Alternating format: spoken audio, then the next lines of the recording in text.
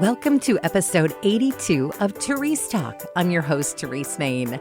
By day, I co-host a morning radio show on a network in New York and Pennsylvania. By nights, I'm a podcaster. If you're a woman like me who loves Jesus and just wants to serve her family and community a little better, you're in the right place. Would you let your kindergartner go swimming in a tank full of sharks? You are anytime you let them go on the internet unsupervised. It's a playground for predators. In fact, 88% of trafficking is now taking place online. Lisa Hanson is CEO and founder of Power Over Predators. Her work today is a result of her experience being trafficked. Would you share about what happened to you at age 14? It goes back even earlier than 14. Sexual abuse entered my story at the age of 4. And that was the catalyst into me running away at the age of 14 and ending up in a situation of child trafficking.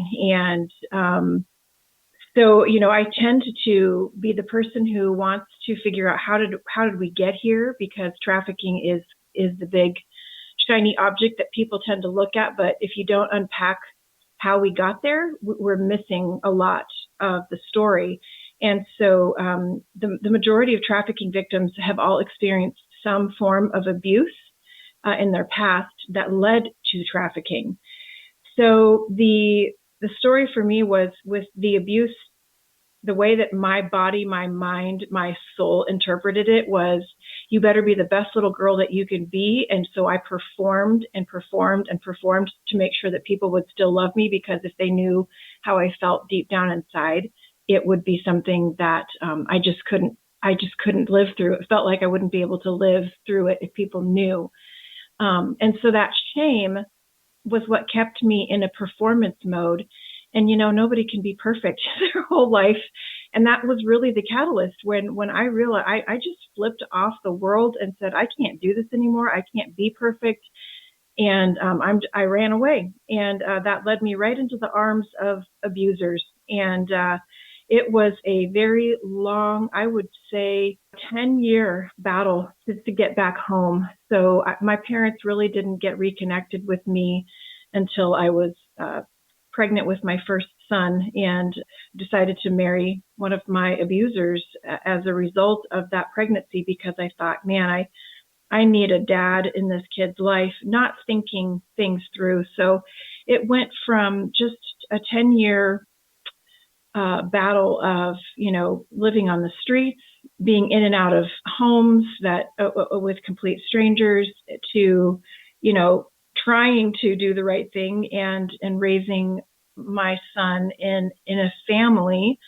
What it took, though, for me to get out of that was really having to leave with my boys, because at this point I tried to make this relationship work for at least 5 years, and it just got so bad that I realized I couldn't expose my boys to this type of abuse. And so ended up moving back in with my parents, just asked them, hey, I need a do-over. Can I come home? And they said yes with open arms. So I moved back into my home with my 2 little boys, with my parents, and strangely enough, but commonly enough, went right back into that performance mode and thought, okay, I have to be the best mom I can be. And my sweet mom, thank goodness, saw the signs of my repetitive behavior and said, you know what, hon?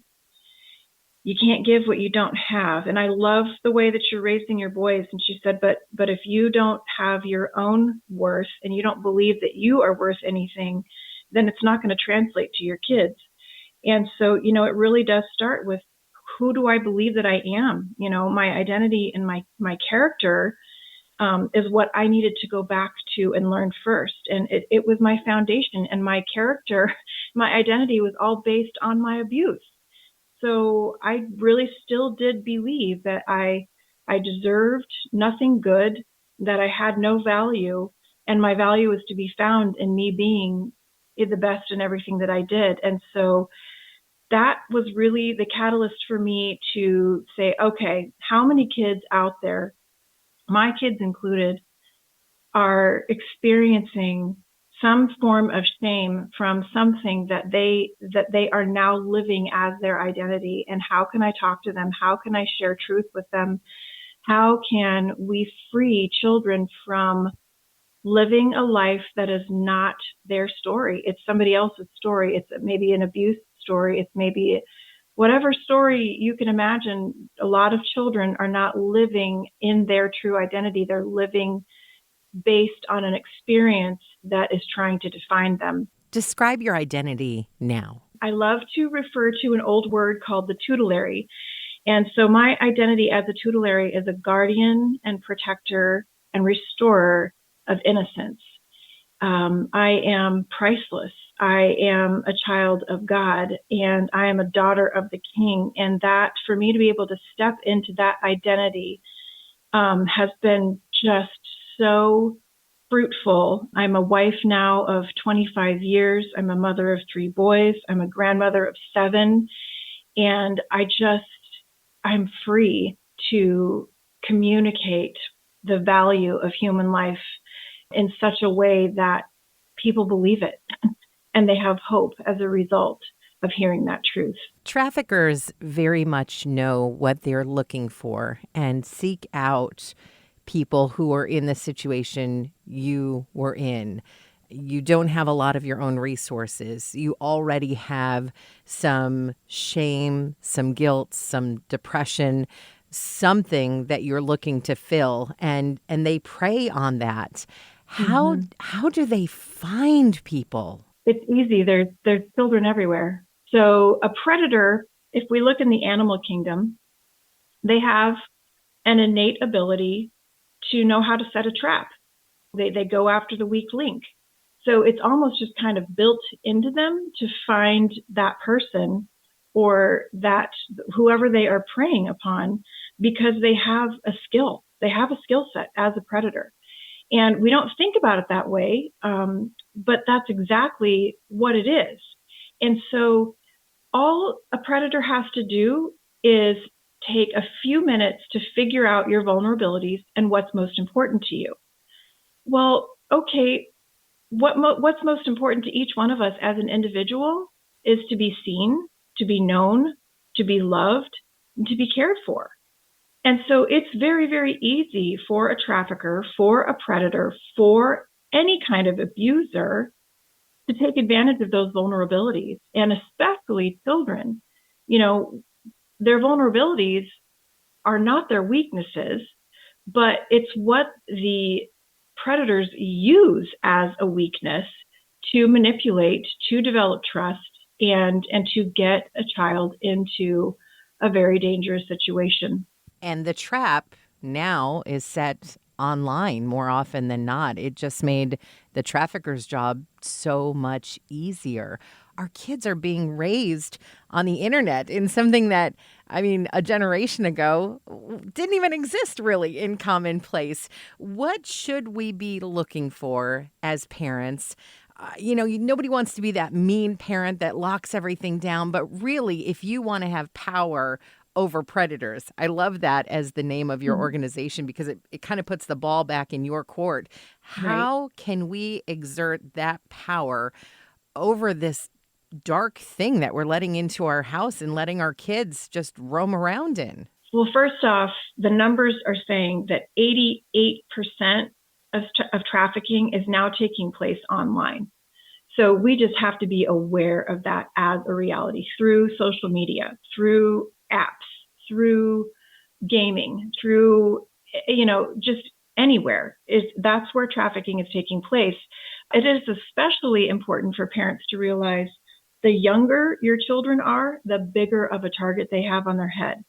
And so today, the average age where a child is being given access to a smart device is 6 years old.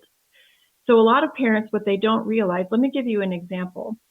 I had a mother come up to me after I gave a presentation at an event, and her question to me was, can a 5-year-old be addicted to pornography?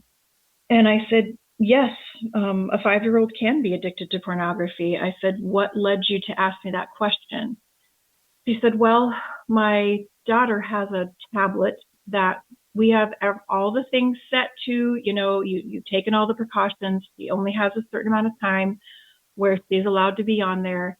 And she said, and we were giving her access to a game that was age appropriate for her, but discovered that She clicked something that came up on that game, and it ended up being pornography.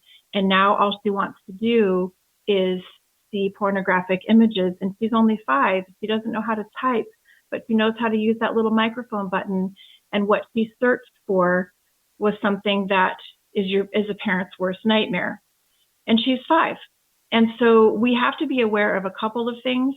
Not only are there traffickers or abusers or online predators using these apps and these games to gain access to our kids, the pornography industry is literally creating content constantly to be inserted into children's games and shows where children go to watch something where a parent has this peace of mind that, oh, it's a kid's show or it's a kid's game or it's a kid's app.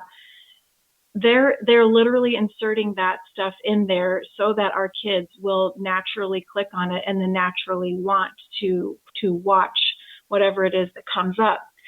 So as parents, we just have to realize that, the latest numbers show that there's over 500,000 online predators that the Department of Justice can verify. And so you think about your kiddo, one child up against 500,000 sharks swimming through that internet. And how likely is your child going to go unscathed is my question to a lot of parents. So this is not a guilt trip. This is just something you've got to be aware of. And so more importantly than anything is, you might be a parent who's going to be like, I am not going to have internet for my child. My kid's just not going to have it, plain and simple. Or I'm going to give my kid a phone that does not have internet access so that we can communicate. Or, what I'm going to have to do is have daily conversations with my kids. I'm going to have to be the one sitting down with my kid while they're playing a game on an app. I mean, we just have to rethink everything as parents when it comes to devices for our kids.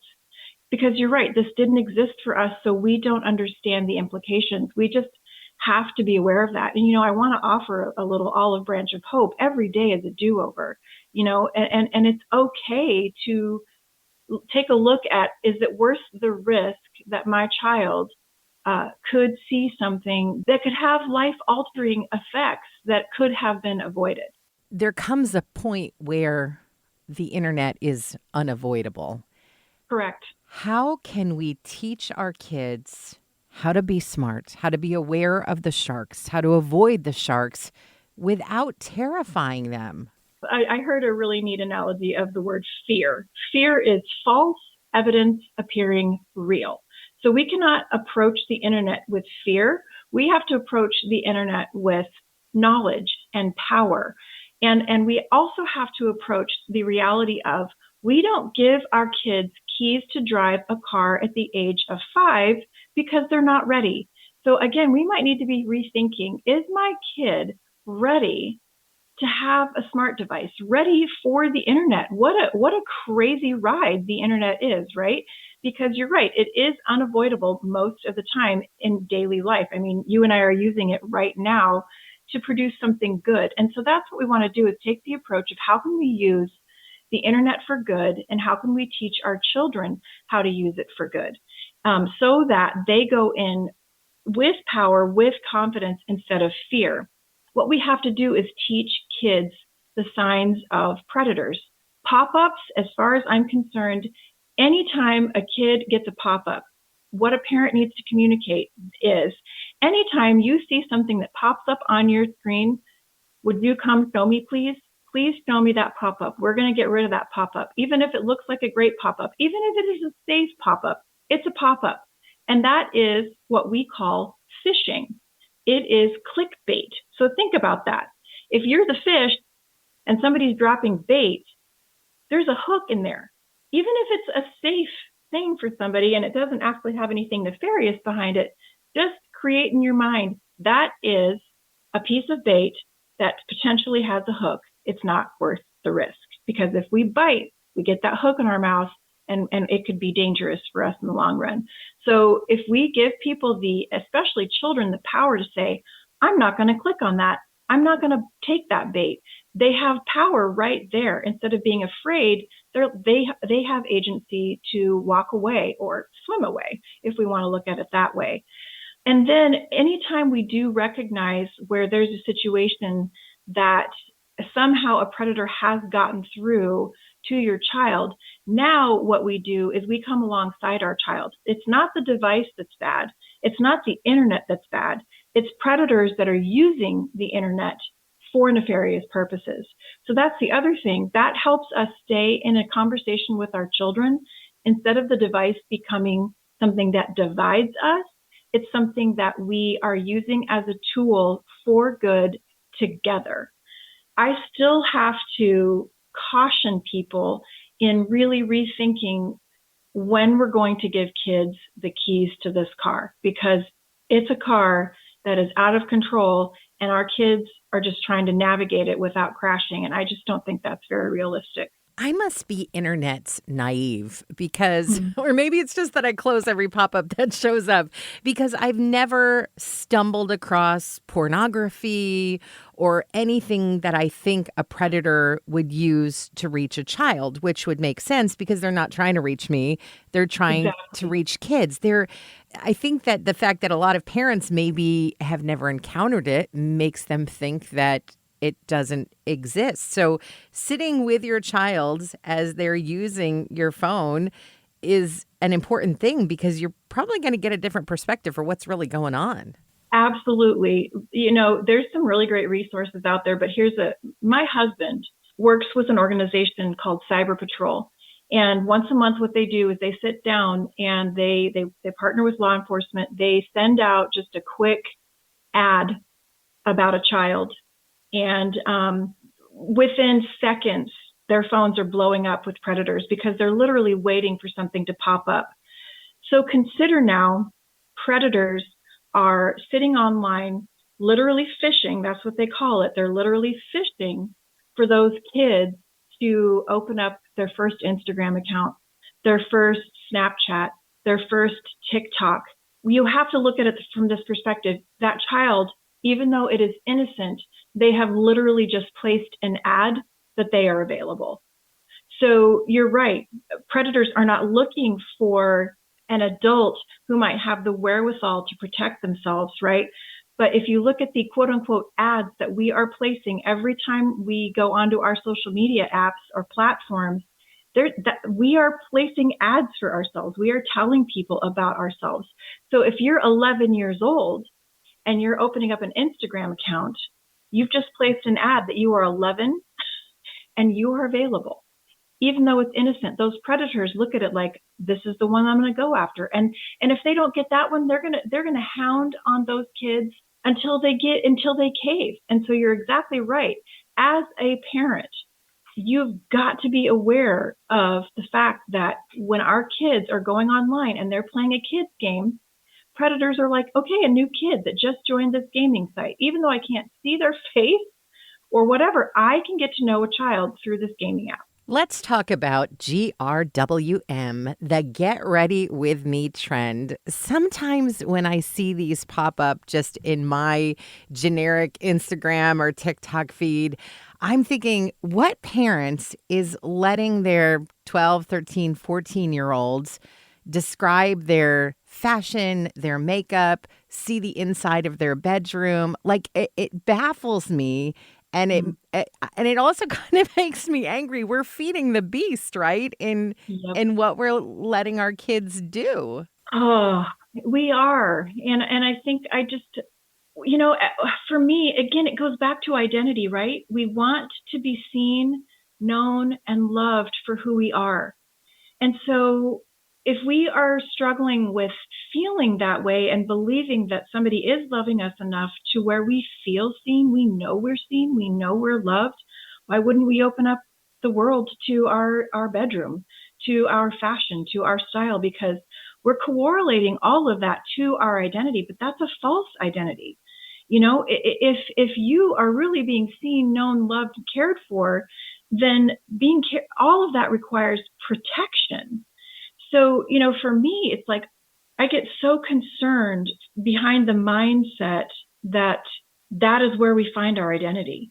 is through getting ready with me. I mean, just think about that. It's like, it's community, it's being seen, right? And so it's just such a false reality. But again, a lot of us, like, it took me, I was what, almost 30 years old before I was secure in my identity. And I got to tell you, I still have to fight to protect my identity every day, because I can get lost and get wrapped up in what other people think and what other people say.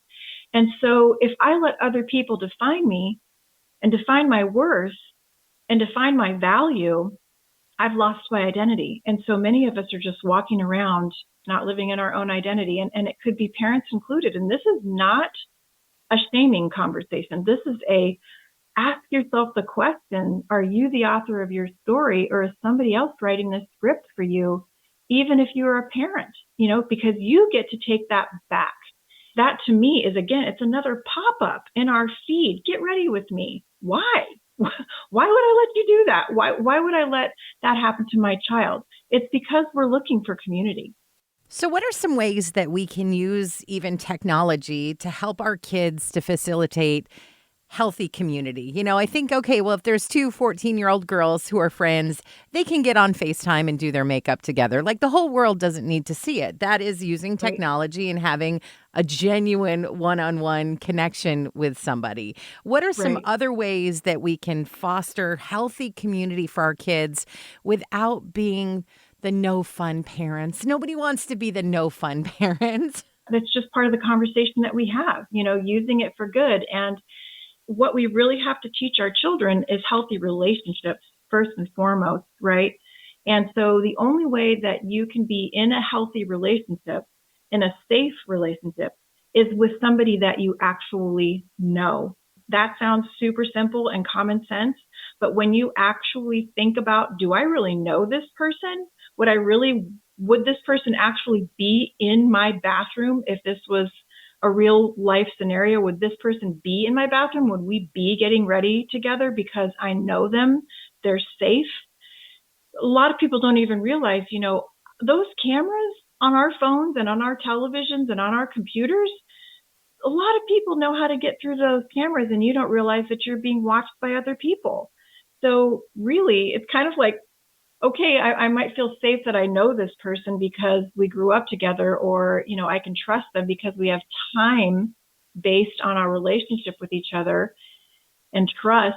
But all of that stuff takes time. So if we are really going to pursue relationship with other people and community via the internet and social media, what we really have to be smart in is the relationships that we choose to be in online.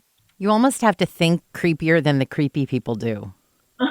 Absolutely, which is totally counter to who we are as human beings. Most of us don't think that way, but you're right. It really is. And that's why a lot of people are like, oh, how do I know the signs of a trafficking victim? A lot of it is based on behavior, because the signs are not out there, to like, I'm wearing a t-shirt that says I'm being abused, or I'm wearing